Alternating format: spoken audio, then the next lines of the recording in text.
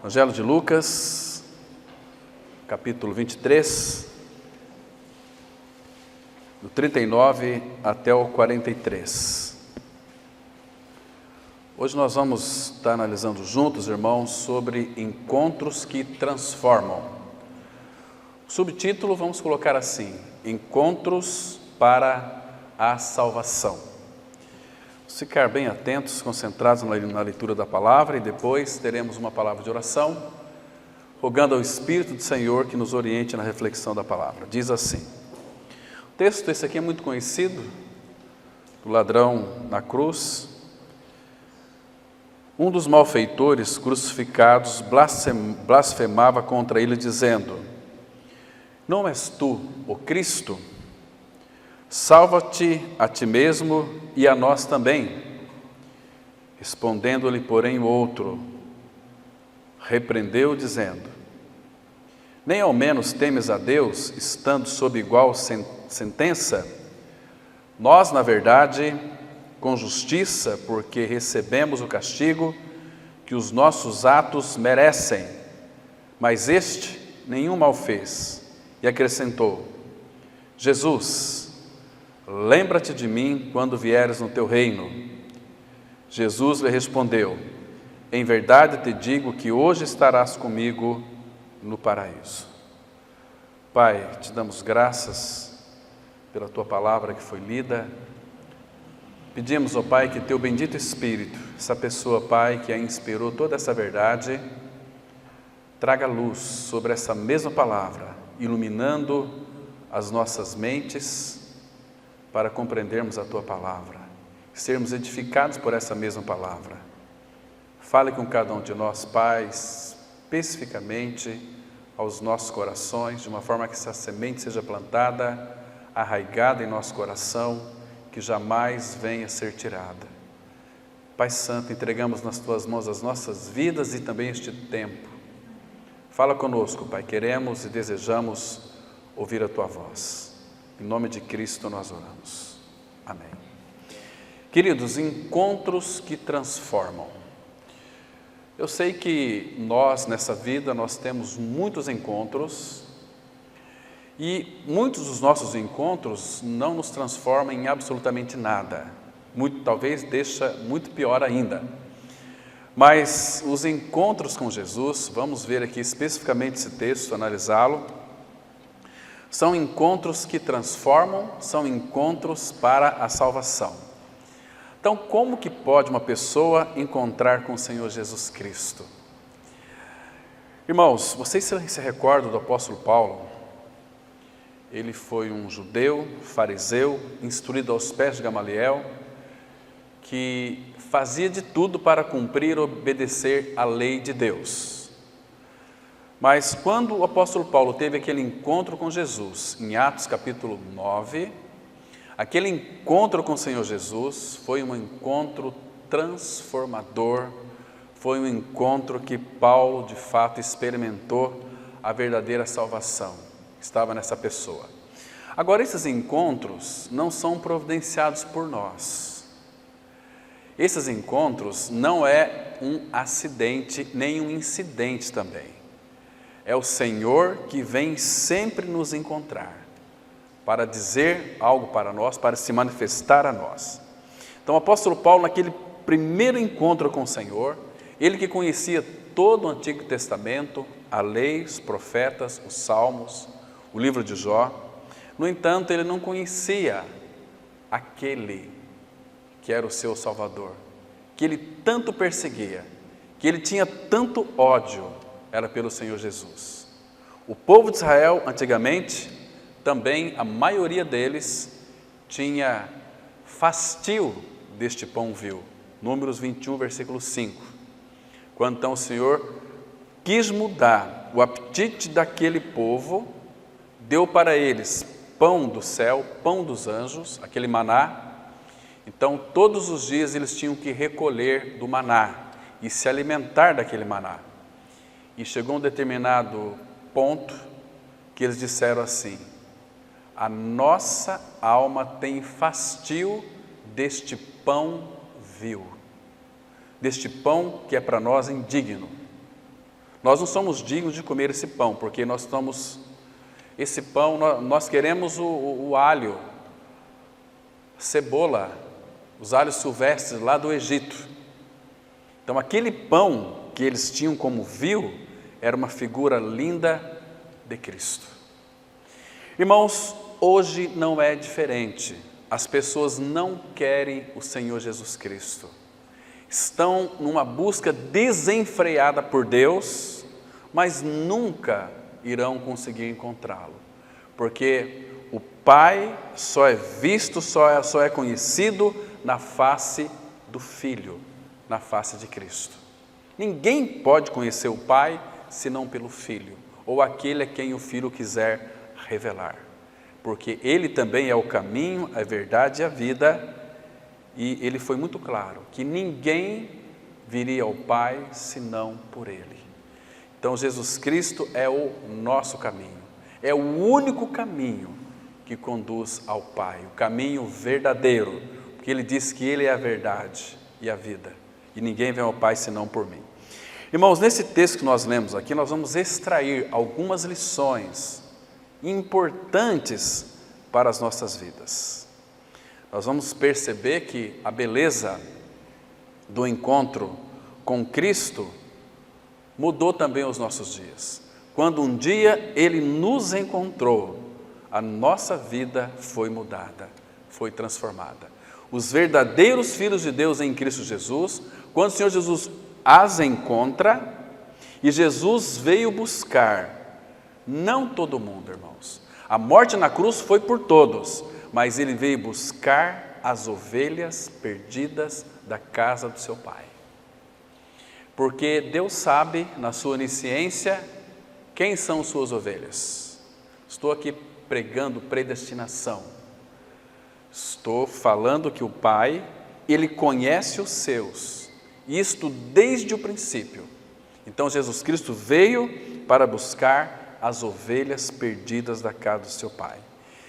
Queridos, aqui, nessa passagem que nós lemos, nós vemos aqui um encontro singular. Este aqui é um encontro muito especial. É um encontro diferente. Por quê? Até certo ponto, se nós analisarmos, este aqui é um encontro chocante. Por quê? Porque esse encontro que o ladrão teve com o Senhor Jesus foi um encontro diferente de todos os demais. Foi um encontro, vamos dizer assim, na hora extrema da vida desse ladrão. Então foi um encontro muito especial para esse ladrão aqui. Esse homem teve um encontro com Jesus na hora da sua morte. Por isso que ele é um encontro bastante singular. E também numa situação muito difícil. Quando foi que ele encontrou Jesus aqui? O encontro foi na cruz. Na cruz. Querido irmão, querida irmã, você sabia que o nosso encontro com o Senhor Jesus também foi na cruz, no seu corpo santo? Vocês se recordam muito bem daquele texto, que nós damos muita ênfase para ele, quando Jesus Cristo foi crucificado, quando a cruz foi erigida, levantada da terra. Vocês se lembram que Jesus ele disse assim: e eu, quando for levantado da terra, atrairei todos a mim mesmo. Então, o nosso encontro não foi diferente do ladrão, embora o nosso aparentemente foi menos doloroso. Então, queridos, ali na cruz, quando fomos atraídos no corpo de Cristo, foi para uma finalidade, para que Ele então matasse, crucificando a nossa velha natureza perversa que herdamos dos nossos pais. Isso aqui, irmão, é de grande relevância para todos nós, porque, irmão, nenhuma religião deste mundo é boa o suficiente, inclusive a nossa, para levar alguém para o céu. para a glória. O único que tem competência para isto é Jesus. E a salvação ela já foi plenamente realizada lá no Calvário, quando você crê que foi atraído no corpo de Cristo. Mas quando nós olhamos para esse texto aqui, irmãos, nós percebemos que esse ladrão aqui, ele diz aqui no versículo 40, dizendo para o outro seu colega: nem ao menos temos a Deus estando sob igual sentença, nós na verdade com justiça, porque recebemos o castigo que os nossos atos merecem. A palavra atos merecem, é todos os atos que ele praticou de uma forma, ele era um marginal, era um ladrão, um bandido. Vamos dizer aqui, não é errado você falar que ele era passava a mão nas coisas dos outros, que ele era talvez um estuprador, talvez um assassino, ele era um marginal. Mas a diferença desse ladrão com a nossa vida não difere em nada. O coração do homem ele é corrupto. A palavra fala em Jeremias 17:9 que enganoso é o coração mais do que todas as coisas e desesperadamente corrupto, quem o conhecerá? Irmão, o nosso coração, ele é desesperadamente corrupto. Quem pode conhecer o coração do homem? Mas o Senhor, Ele conhece o coração do homem. Ele diz lá em Jeremias 17:10 que eu, Senhor, esquadrinho o vosso coração. Então Ele sabe tudo aquilo que está nos recônditos do nosso coração. Aquelas coisas ocultas que só você e Deus sabe. Ele conhece. Talvez mais do que você imagina. Entende, irmãos? E às vezes nós ficamos esse ladrão. Mas esse ladrão foi um ladrão que verdadeiramente teve um encontro maravilhoso com o Senhor Jesus, numa hora extrema, numa hora bastante difícil, na hora da sua morte, foi ali na cruz. Nós também, irmãos, se nós não crermos neste fato, porque a Bíblia é muito clara em dizer o seguinte, que todos pecaram e carecem da glória de Deus. E nesse todos eu também estou incluído, você também está incluído. Nós já nascemos neste mundo pecadores, com os processos educacionais, nascemos numa família muito boa, recebemos uma boa educação, nós nascemos bonzinhos, não é assim? Bem educados. Mas quem diz que boa educação leva você para a glória? O que leva você para a glória é regeneração. Enquanto você não crer na suficiência da obra do Calvário, isso temos que estar sempre atentos para ela, porque é o fundamento da igreja. Embora que o Senhor deseja que nós venhamos nascer de novo, morrendo e ressuscitando com Cristo, para então crescermos no Senhor. Mas hoje eu quero trazer uma palavra bem evangelística, analisando alguns pontos específicos do ladrão da cruz. Então, irmãos, nós vamos extrair aqui para nós uma primeira lição importante para nós. Enquanto a pessoa está viva neste mundo, ela pode ter um encontro com Jesus até na última hora. Foi o caso do ladrão aqui. Para ele, era as últimas horas. As últimas horas. Que interessante, irmão. Esse homem, ele teve um encontro com Jesus na hora da morte, numa situação muito extrema e difícil para a sua vida. Agora, é o que deixa claro aqui nesse texto, que qualquer homem e mulher ainda pode ser alcançado no seu último instante de vida, ou talvez na sua última hora, né? Por isso, irmãos, nós não podemos esquecer do texto de Tiago 4, versículo 4. 4, versículo 14 de Tiago. A palavra, ela diz assim, olha, ele faz aqui uma pergunta muito interessante. Tiago 4, versículo 14. Então, ele diz assim, olha que coisa interessante aqui, irmãos. Aqui é uma brevidade da vida. Ele diz assim, vós não sabeis, Tiago 4, versículo 14, vós não sabeis o que sucederá amanhã. Aí ele faz uma pergunta, que é a vossa vida? E ele mesmo vai responder, sois apenas como neblina que aparece por um instante e logo se dissipa. Essa neblina que aparece por instante, o que isso significa? Significa o sopro das vidas que Deus, quando fez Adão, aquele boneco de barro, Deus soprou nas suas narinas fôlego das vidas e ele se tornou alma vivente. Com a entrada do pecado do mundo, lembra que Deus disse assim: o meu espírito não permanecerá para sempre no homem, porque este é carnal. Sopro, pneuma, é o vento, é o espírito. A palavra espírito no grego é pneuma, é o vento, é o sopro. Então, quando Deus criou Adão, soprou nas suas narinas.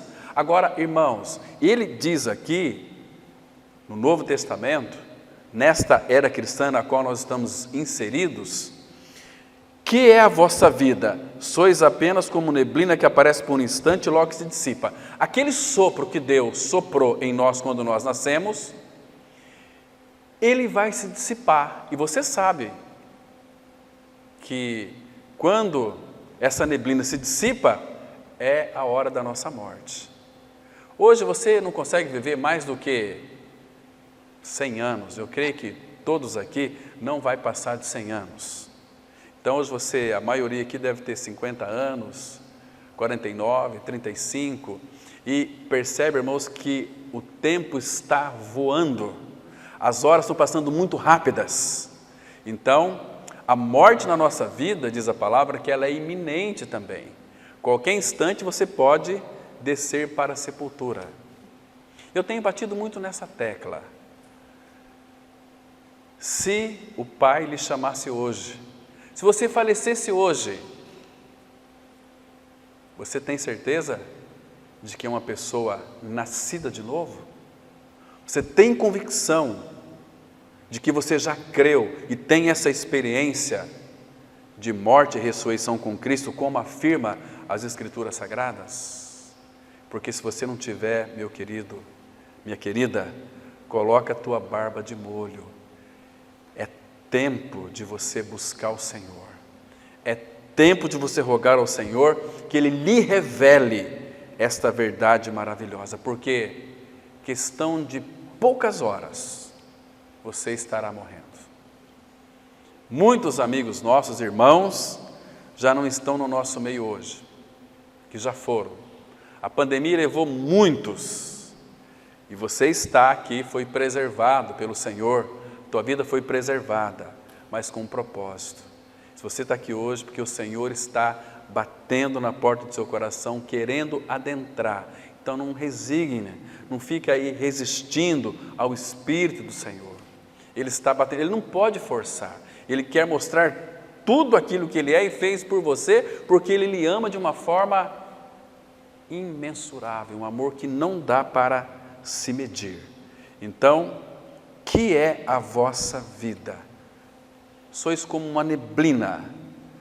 Olha que interessante aqui, sois apenas como neblina que aparece por um instante e logo se dissipa.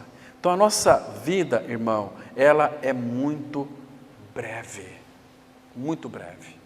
Então Jesus Cristo, Ele veio a este mundo com essa finalidade de nos dar a vida, não apenas um sopro da vida, mas a vida. Ele disse lá em João 10, 10 a parte B, eu vim para que tenham vida e tenham vida em abundância. Abundância significa uma vida eterna, uma vida que não se acaba mais.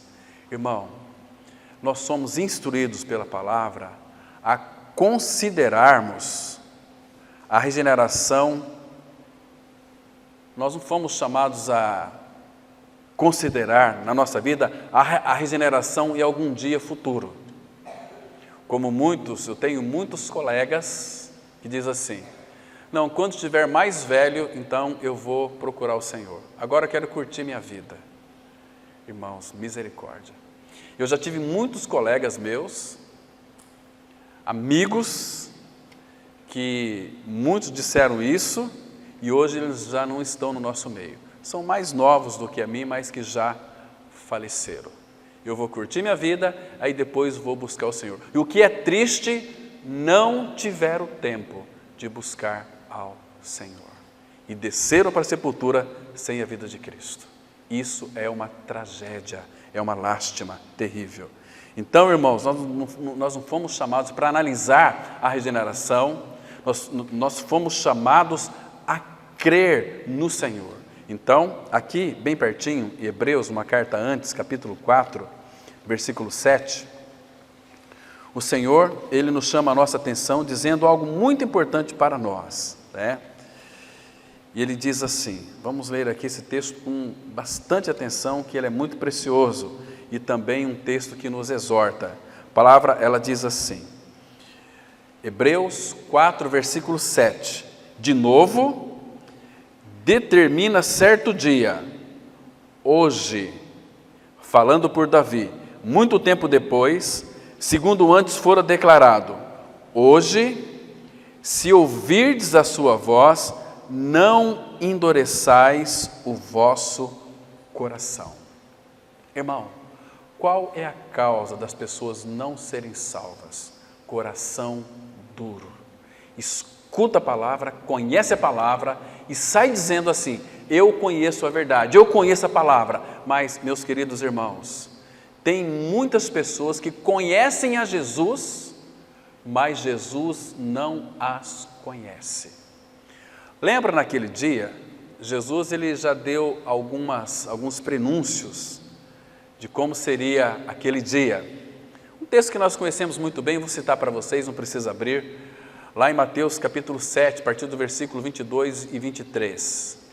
Jesus disse assim, para aqueles que estavam diante dele, que os conhecia, dizendo o seguinte, Senhor, em teu nome nós profetizamos. Senhor, em teu nome nós expelimos demônios. Senhor, em teu nome fizemos muitos milagres. Senhor, nós o conhecemos. Mas lembra que Jesus disse no versículo 23 de Mateus 7? Nunca vos conheci, apartai-vos de mim os que praticais a iniquidade. Eles conheciam Jesus, mas eles conheciam a verdade. Mas o problema, irmãos, é que Jesus não os conhecia. O problema é que eles não tinham a realidade da verdade em seus corações. Eles conhecer as Escrituras, conhecer uma religião, conhecer a Bíblia, não faz de você um filho de Deus. O que faz você um filho de Deus é crer que você foi inserido no corpo de Cristo, que você foi crucificado junto com Ele, você morreu e foi sepultado com Ele, e ressuscitou juntamente com Ele. Essa experiência é que lhe trará uma salvação plena do pecado e tornará você um filho de Deus. Uma vida de união com Cristo, unido na sua morte e ressurreição, e agora viver uma vida de união com Cristo. Irmãos, sem essa experiência, ninguém verá a glória do Senhor. Ninguém, ele disse isso, porque ele falou para Nicodemos, aquele que não nascer de novo não pode ver o reino de Deus. Aquele que não nascer da água do Espírito não pode entrar no reino de Deus, irmão. Estão me compreendendo que a coisa é séria, é muito séria. Então, hoje, se ouvirdes a sua voz, não endureçais o vosso coração, não endureçais o vosso coração. E a voz dele tem clamado, a voz dele tem batido na pedra do nosso coração, e nós ainda resistimos. Até quando, irmão? Será que esse ladrão na cruz, ele teve ali um encontro tão precioso, ele teve uma grande oportunidade, mas será que muitos aí fora, ou talvez alguns dos que estão aqui, terão essa mesma oportunidade? Que dia que é o dia da tua oportunidade? Que dia que é o dia da tua salvação, meu querido? Sabe quando que é? Exatamente hoje, aqui, agora. Vamos abrir em 2 Coríntios, capítulo 6, versículo 1 e 2. 2 Coríntios, capítulo 6, verso 1 e 2. Então, irmão, nenhum de nós sabe quanto tempo nos resta nesta vida, ou quais serão as circunstâncias de nossa morte. Agora, uma coisa eu sei, talvez você e eu podemos morrer de forma súbita e inesperada, que impedirá, talvez, o novo nascimento ali no leito da morte. Portanto, a única opção razoável que nós temos hoje é crer em Jesus Cristo. Olha o que Paulo escreveu aqui, 2 Coríntios 6, 1 e 2. E nós, na qualidade de cooperadores com Ele, 2 Coríntios 6, verso 1. E nós, na qualidade de cooperadores com Ele, também vos exortamos a que não recebais em vão a graça de Deus. Por que o apóstolo Paulo escreveu isso aqui, inspirado pelo Espírito? Para que não recebais em vão a graça de Deus. Porque, meus queridos irmãos, existem muitos que recebem em vão a graça de Deus. A graça não tem um efeito na vida deles, porque eles receberam, mas em vão, não levaram em consideração. Não houve perseverança em seguir o Senhor, porque são negligentes, tem tantas outras coisas para fazer neste mundo, que vamos deixar o Senhor para segundo plano. E aí ele diz assim, verso 2, porque ele diz, eu te ouvi no tempo da oportunidade, e te socorri no dia da salvação.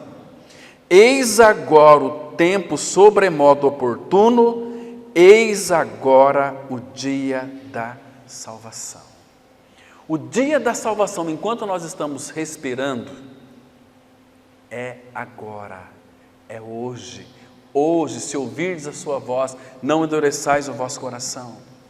Irmãos, por que nós rejeitamos tanto o Senhor? Quando Ele fala de uma forma tão clara aos nossos ouvidos, Ele fala de uma forma tão clara aos nossos corações. Ele lhe deu a mim e a você a capacidade para pensar. Mas nós queremos, sentir a presença de Deus. Nós queremos algo muito animado. Nós queremos um reteté. Nós queremos, ou pelo menos achamos ou pensamos, pelo menos muitos pensam assim, o louvor é magnífico. Nossa, tantas revelações de Deus que Deus tem trazido. Queridos, toda revelação fora da Bíblia, ela é maligna. Deus deixou a sua palavra e Deus tem compromisso com a sua palavra, não com a palavra do pregador. Se o pregador não pregar a palavra dele, ele disse num texto que nós conhecemos muito bem, Jeremias 1, versículo 12, eu velo sob a minha palavra para a cumpri-la. Ele quer que nós ouçamos a palavra dele e creiamos. E aí então Ele vai nos dar a capacidade para obedecermos. Porque quando nós cremos no Senhor, na nossa inclusão no corpo de Cristo, o nosso coração é trocado. Então Ele coloca dentro de nós o seu Espírito, e o Espírito que Ele colocou em nós fará com que nós obedeçamos e observamos seus estatutos e os seus juízos e também os cumpramos. Não é você que vai cumprir, é o Espírito Santo habitando em você que vai lhe habilitar para cumprir tudo aquilo que o Pai reivindica nas Escrituras. Aquilo que Ele vai revelar ao seu e ao meu coração.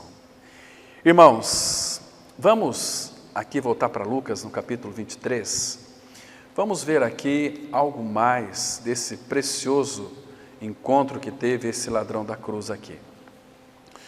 Vamos observar aqui no versículo 41.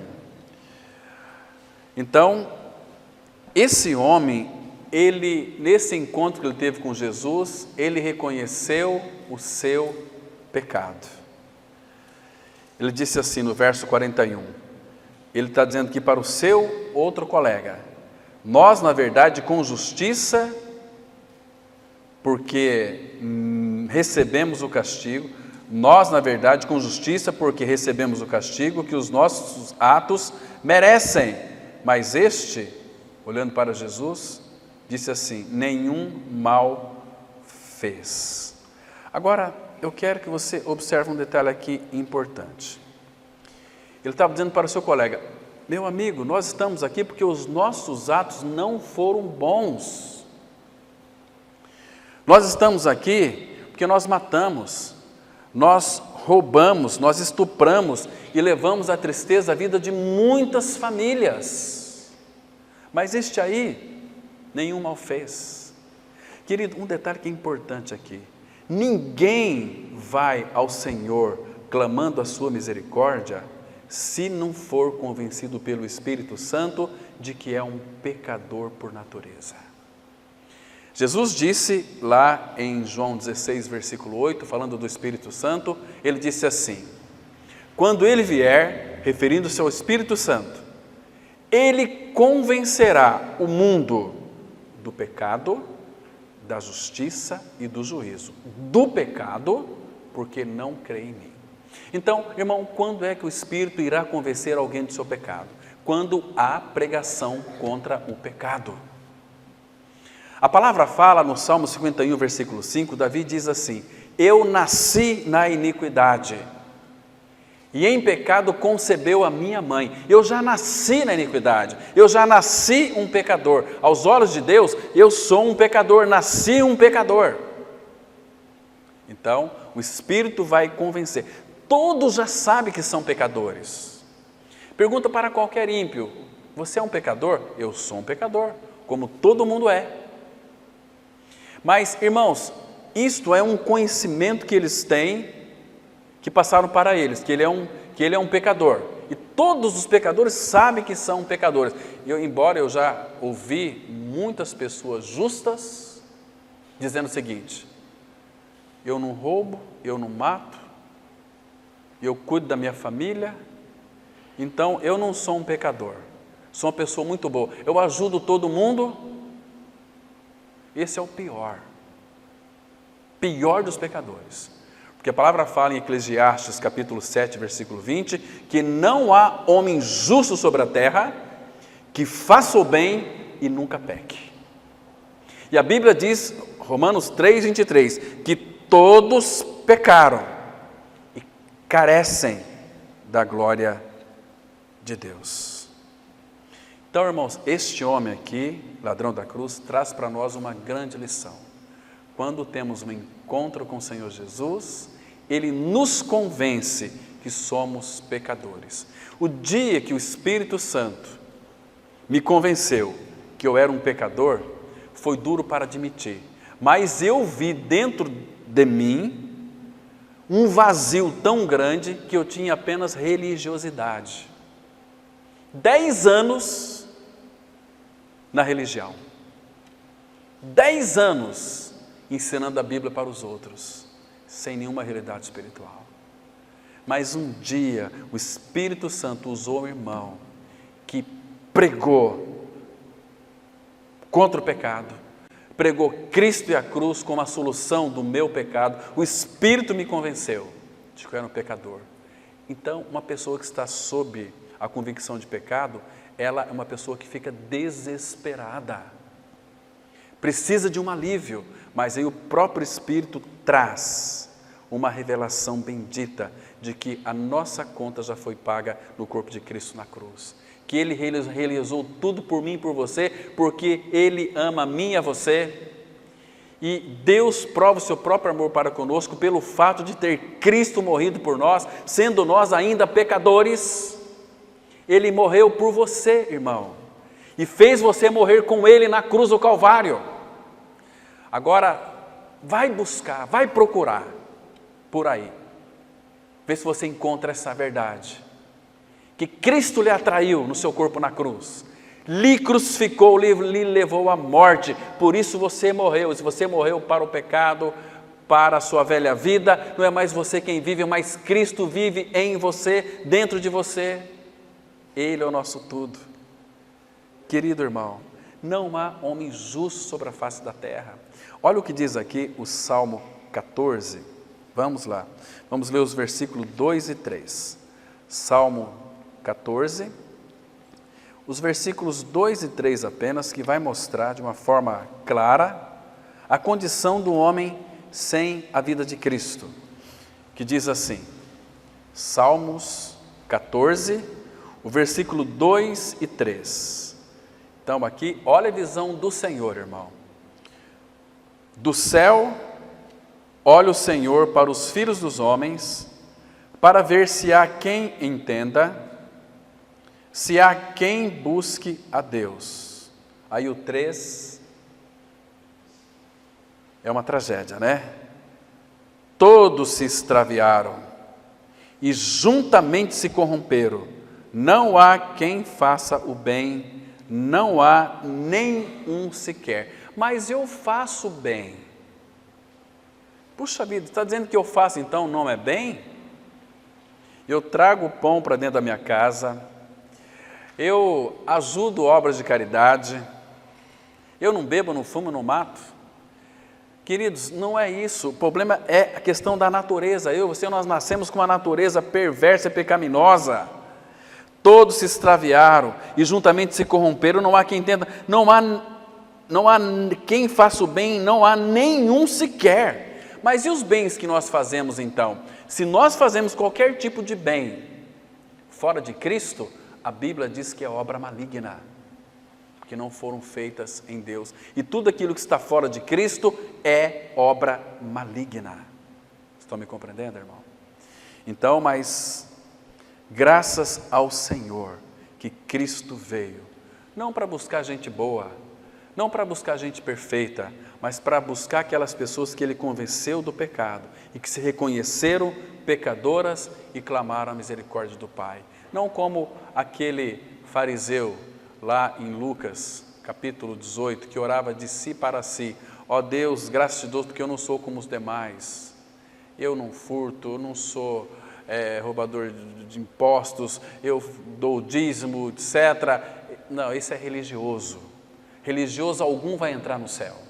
Vai entrar no céu filho de Deus. Aquele outro batia no peito dizendo o seguinte, Senhor, tem misericórdia de mim, pecador.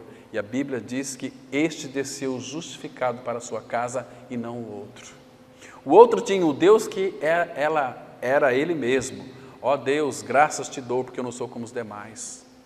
Ele orava dele para ele, não para Deus, oração que não passava do teto. Mas aqui ele baixou a cabeça, nem ousava olhar para cima, mas batia no peito. Tem misericórdia de mim, que sou um pecador, sob efeito de pecado. Então aquele desceu justificado para a sua casa. Mas vamos ver aqui, irmãos, a segunda lição, lá em Lucas, capítulo 23. Deixa sempre a sua Bíblia aberta, aqui em Lucas, capítulo 23. Vamos ver mais uma lição aqui importante desse precioso texto que nós estamos considerando aqui.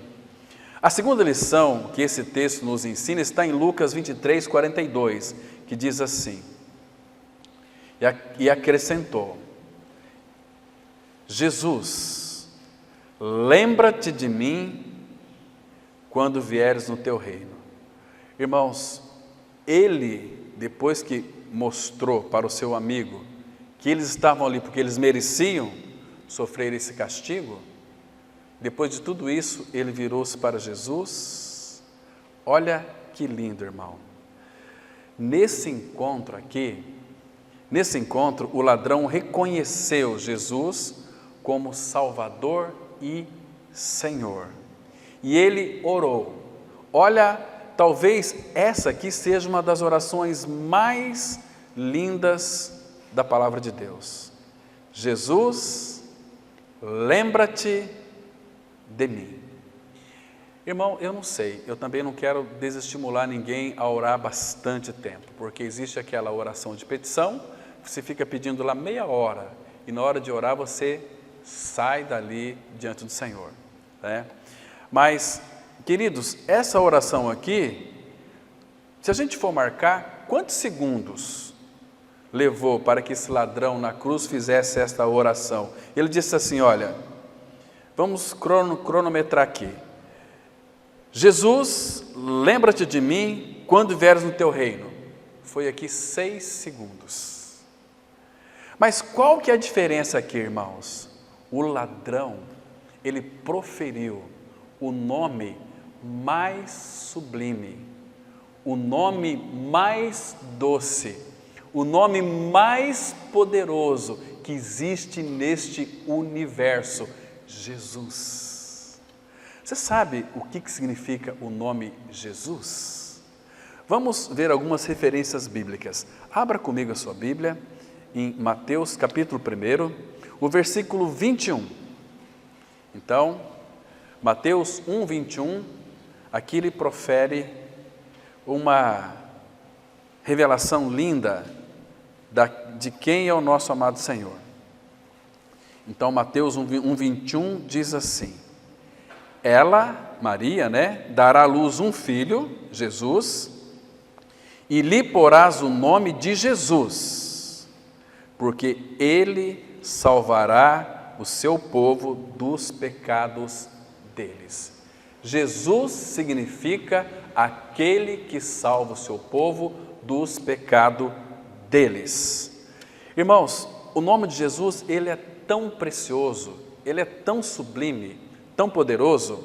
Aquele texto de Atos, se você quiser acompanhar comigo, capítulo 4, versículo 12, Pedro, naquele precioso sermão aqui, ele disse algo muito interessante. Atos capítulo 4, versículo 12, Pedro disse algo muito interessante. Ele disse assim, com muita ousadia, sabendo a quem ele estava proclamando, Pedro disse assim: e não há salvação em nenhum outro, porque abaixo do céu não existe nenhum outro nome dado entre os homens pelo qual importa que sejamos salvos. Lembra quando aquele ladrão orou? Jesus, lembra-te de mim. Irmão, o nosso amado Senhor não vai esquecer aqueles que o desejam. Você pode estar onde você estiver, Ele não vai lhe esquecer. Por que nós sabemos disso?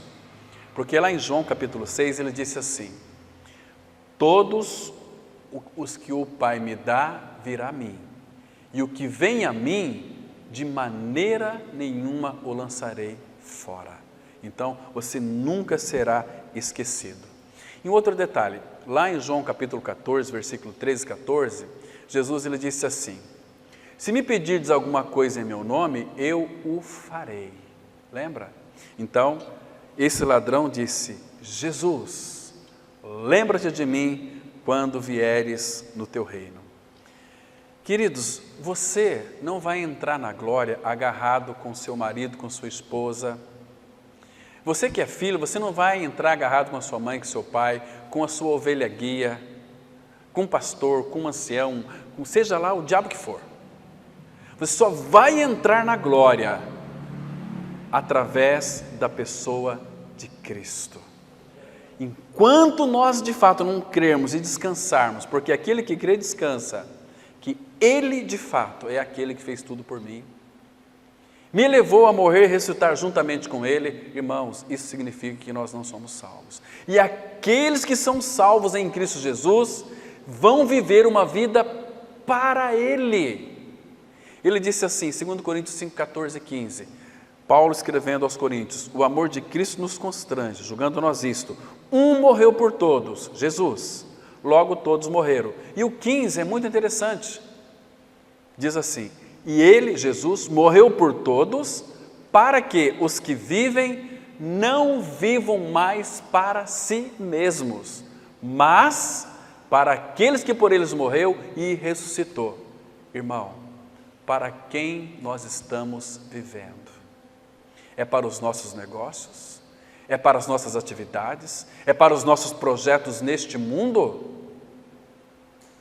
E se de repente, hoje, você ouvir a voz do Pai dizendo o seguinte: louco, o que você tem tesourado, para quem será?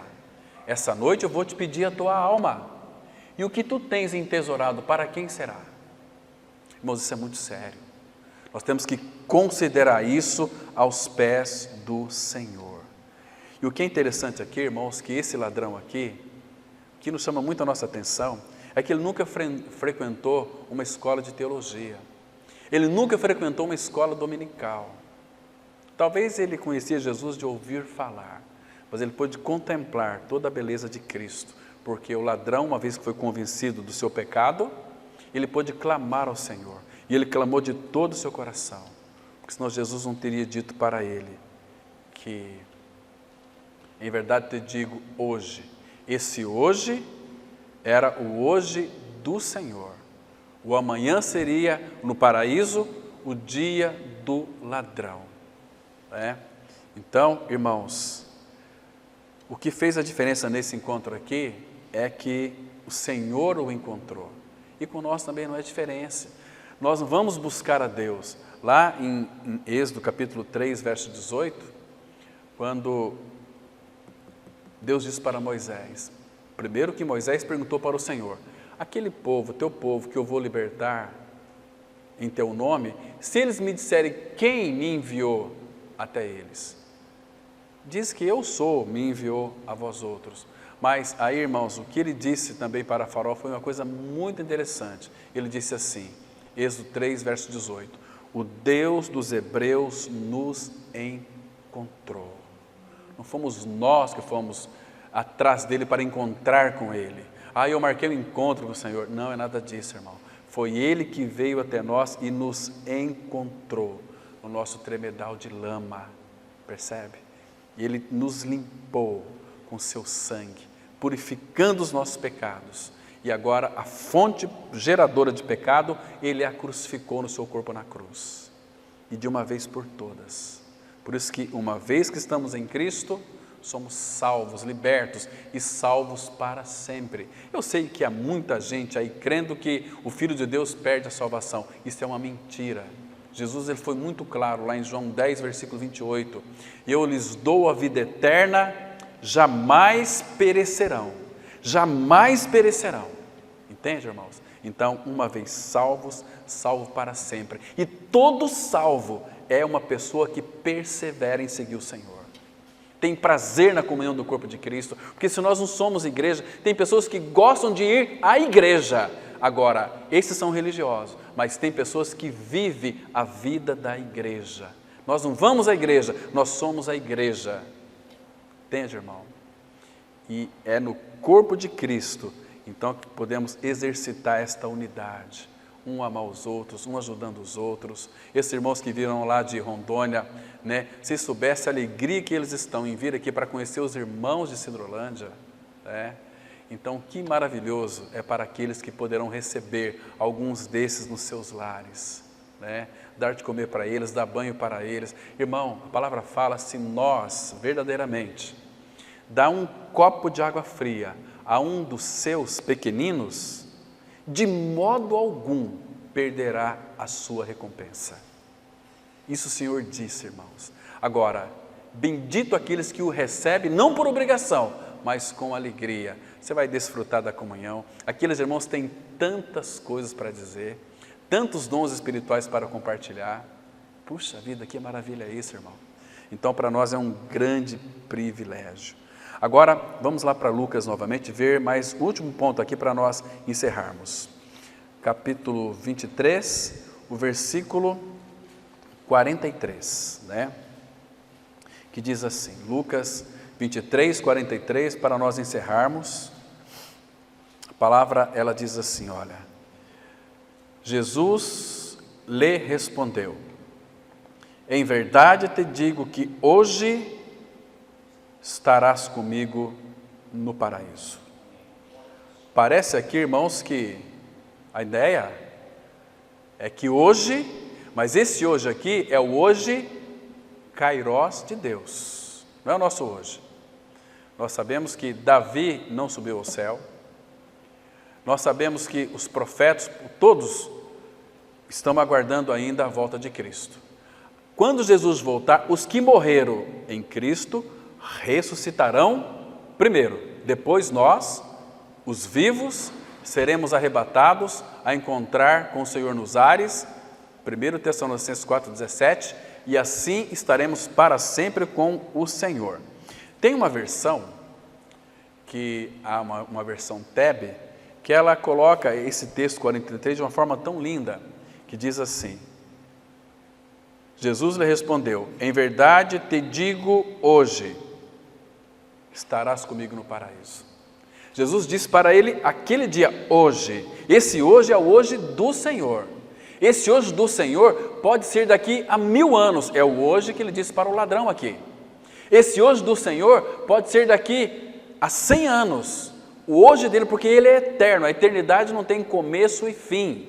A palavra fala sobre a eternidade passada, por uma questão didática para nós compreendermos, mas a eternidade é um tempo eterno, porque para Deus o Cordeiro foi morto desde a fundação do mundo, antes da fundação do mundo, e eu e você fomos eleitos em Cristo desde a fundação do mundo, ou seja, Ele na sua onisciência olhou o nosso começo antes do nosso fim, Ele já via lá na frente quantos haveriam de crer nele, Ele sabia antes de criar o mundo o que nós estaríamos pregando nesta noite hoje, e quantos irmãos estariam aqui hoje, e quantos eram regenerados e quantos não eram. Estão me compreendendo, irmãos? Então, hoje, em verdade te digo, hoje, vírgula, estarás comigo no paraíso. Eu digo para você hoje, você vai estar comigo no paraíso. Não hoje, porque vocês sabem que o ladrão, ele está no descanso do Senhor, porque ele morreu crendo. Agora, irmãos, nesse encontro, o ladrão recebeu a maior dádiva, ele recebeu o maior presente. Que presente foi esse? A vida eterna. Jesus disse para ele, por que nós sabemos que ele recebeu a vida eterna? Jesus disse, em verdade, porque sabia que o ladrão havia uma sinceridade no seu coração. Irmãos, que coisa mais linda aqui. Jesus falou a ele, ou melhor, Jesus deu a ele uma salvação verdadeira, em verdade te digo. Então, irmãos, a salvação do ladrão hoje, mas a entrada na glória dele será o amanhã de um novo dia. É no amanhã. Não apenas o ladrão, mas todos os que creram em sua morte e ressurreição juntamente com Cristo. Estes sim, os portais eternos estarão abertos e eles já podem gozar desta vida abundante de Cristo nesses dias. Eu sei que aqui tinha muitos detalhes para a gente analisar ainda, mas que o Senhor então possa trazer luz aos corações daqueles que se lerem de uma forma bem mais acurada, buscando mais luz da parte do Senhor, encontrarão lições tão preciosas, meditação tão preciosas. E domingo pela manhã, domingo que vem, nós vamos estudar um pouquinho sobre a meditação, aprendendo a meditar na palavra do Senhor, para nós aproveitarmos o máximo da palavra do Senhor. Então, que o Senhor continue falando aos nossos corações, irmãos. Amém. Vamos ter uma palavra de oração. Pai, obrigado pela noite tão preciosa que o Senhor nos concedeu. Que Teu Espírito, Pai, nos leve a uma vida mais profunda dessas lições que o Senhor trouxe para nós nesta noite. Pai, nós desejamos o Senhor, que Ele seja, Pai, revelado cada dia mais em nós, para que Ele viva a sua vida em nós, para que Ele seja formado em nós, Pai, porque é necessário que Ele cresça e que nós diminuamos. Nos ensina, Pai, a tomar o caminho da cruz, negando a nós mesmos. Ó Pai, nós sabemos que este caminho da cruz é um caminho tão doloroso, porque é o caminho da cruz. Vamos encontrar muitas dificuldades, mas todas elas o Senhor reverterá em bênção para cada um de nós. Nos ajuda, Pai, nos ajuda cada dia mais a Te conhecer. Segure em nossas mãos firmemente, para que nós jamais venhamos a resvalar ao nosso pé.